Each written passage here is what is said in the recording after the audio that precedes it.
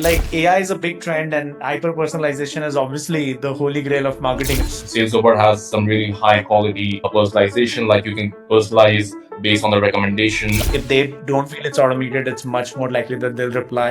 Of all the people that joined the discovery call, we had about 50 to 60% conversion. What are some of the mistakes you made when you first started doing cold outreach? When I first started doing cold outreach, I was not using any auto. Hello, everyone, and welcome to Sales Robot Customer of the Week, a new show where we feature the best Sales Robot customers and go deep into their tactics. We cover tactics like personalization, targeting, and messaging tactics that you can take away and implement in your cold outreach starting tomorrow. Today, we have Priyanshu from Dolta, a B2B lead generation agency.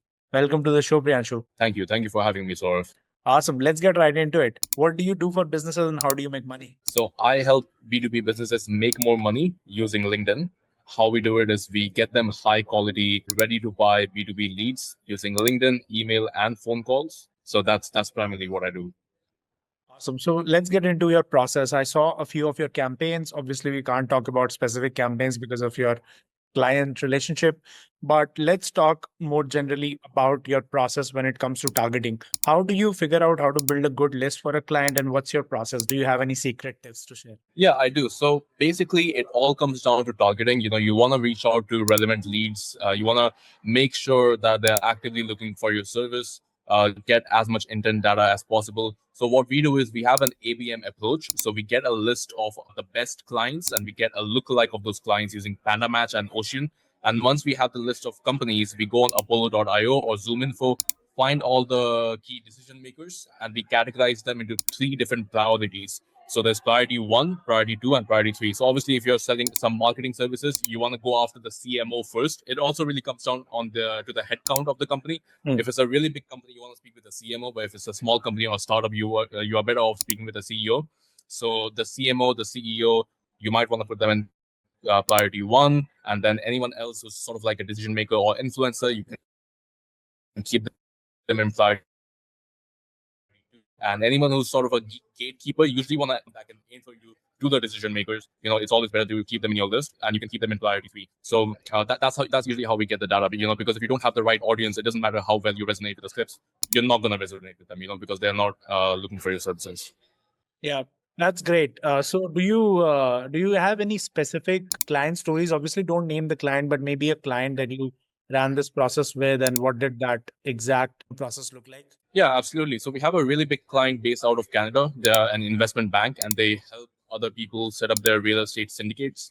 So the minimum check size would be about $6,000, and then they go all the way up to $20,000. So what we did is we went on the go high level. We got a list of all the leads in the last 2 to 3 years, and I basically did the same thing. Found a lookalike audience. We got about 20,000 people, and we used the prospect list function of SalesRobot to manage targeting the same list using 20 different LinkedIn accounts. And we created all the scripts. SalesOver has some really high quality personalization, like you can personalize based on the recommendation and other data that you can find from the profiles. So we set up the entire campaign. And one thing we did is that we really use the integrations of SalesRobot to send the data of the first connections to go high level. And we also enriched it with the phone numbers. So whenever someone would connect with us, we will call them. That's usually we have found really increases the conversion rates from having a conversation to actually getting them on a call with you. Yeah, no, that's a great tactic. So that brings me to my next question. The scripts. What does your script writing process look like? And maybe if you can't share the exact script, but just take us through the process that you have for script writing. Yeah, so I usually don't send out any messages on the connection request. I just send out a blank connection, and once they accept it, I would start off. And keep in mind, these are people that are really high quality leads. So obviously you don't want to spam them right away with your offer, but at the same time, they are looking to set up a real estate syndicate, for example, or they are in the space in the real estate space. So I would introduce myself. This is what we do. We help people set up their real estate syndicates. Maybe I'll add in sort of like a problem that people face and our solution to that problem. The same way you would sort of make a Facebook ad copy. So keep it very short, and then you can add some social proof as well of how many clients you've worked with. Very short. tell them what the offer is, and then not a call to action as in book a call with me right away, but can I share more information with you on LinkedIn? And obviously, you want to educate them, send them a VSL, send them to your landing page, or get them to download a free report, anything like that. And once you get the intent and you see that they're actually interested in the solution, that's when you can go ahead and send them the link to book a call with you. So you do that in the first message after they connect, or when do you do it? Like, what's your sequence? So it really depends on what campaign I'm running. So if it's a really high level, like high quality leads, the TAM is not very big, then you need to be more personalized. If your market audience is really big, then you can be a little bit more straight to the point. So for this client, the investment bank, we did not start right away pitching our solution, but we had a little bit of conversation with them. So obviously they are in the real estate field. So I asked them like, what do you do? What are your top goals this year? Had a little bit of conversation before I actually presented them the offer. So I would say like in the second or third message after having the conversation. If they don't respond, then I'll usually send them the offer right away in the third or fourth message. Okay, let's move on to the numbers now. So do you remember what kind of conversion rate you get on this kind of tactic? Like what percentage accept, what percentage reply, and then finally what percentage become like a lead? I don't remember from the top of my head, but I do remember we had about 30% acceptance rate from the connections. And all the people that were interested, I would say about 30 to 40% of them actually booked a call. And 70%, most of the people, I would say about 70% showed up on the call. And once they were on the call, our close rate was really, really high. We had more than a 50% close rate. So usually we do the first call, which is a discovery call, and then we go for the close on the second call, the sales call. And of all the people that joined the discovery call, we had about 50 to 60% conversion rate to a client.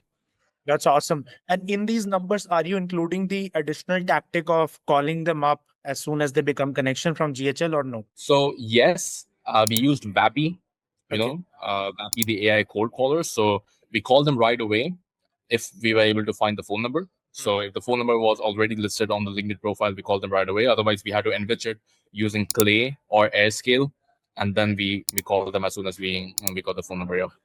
Got it. And obviously, after they book the call, we will call them to make sure they show up on the call. Awesome. So also as an appointment reminder, right? So that you reduce the issues. Yeah. Awesome. Okay. My next question then. What are some of the mistakes you made when you first started doing cold outreach? All the rookie mistakes, like my targeting was not right. I was when I first started doing cold outreach, I was not using any automation tools. So I was doing it manually. Yeah, manually, and like my copy was like straight away just pitching my services. There was no social proof, nothing like that. So I think it's a combination of the tools you use, the people you target, and what you say, and also of course how well you manage the campaign. Because if you have multiple accounts running, you want to make sure you have a unibox or a system in place to effectively convert those conversations into calls. But yeah, just the basic mistakes. Like the messaging was really off, I would say. Okay, makes sense. All right, on to my final question then. What are some of the things you're excited about trying to improve your cold outreach process? AI, hyper personalization using Hyperice, personalized GIF, personalized AI voice notes using voice cloning. So I can record my voice and then I can send out voice notes without me actually having to do it. And yeah, just AI in general. Awesome. So fun bit of news for you. We are actually releasing our AI voice note capability tomorrow. So you can Really? Yeah, so you came in at a very interesting time. Yeah, we're actually releasing that tomorrow. But yeah, like AI is a big trend, and hyper personalization is obviously the holy grail of marketing, right? Because you're marketing to an audience of one, right? If they don't feel it's automated, it's much more likely that they'll reply. So I'm excited about the future. Again, that is all the time we have. Priyanshu, thank you so much for making the time. This was extremely useful for me. And if people want to connect with you, where can they find you? They can find me at Priyanshu at Dolta.io. I don't mind sharing my phone number. My phone number is +44 781 8023 Or you can just search up Dolta or Priyanshu on LinkedIn. Awesome. So some AI will probably transcribe this from our YouTube and put it in their database. So yeah, this will happen. Awesome. Thanks, Priyanshu. Thanks for making the time. Thank you so much, Saurav. Take care.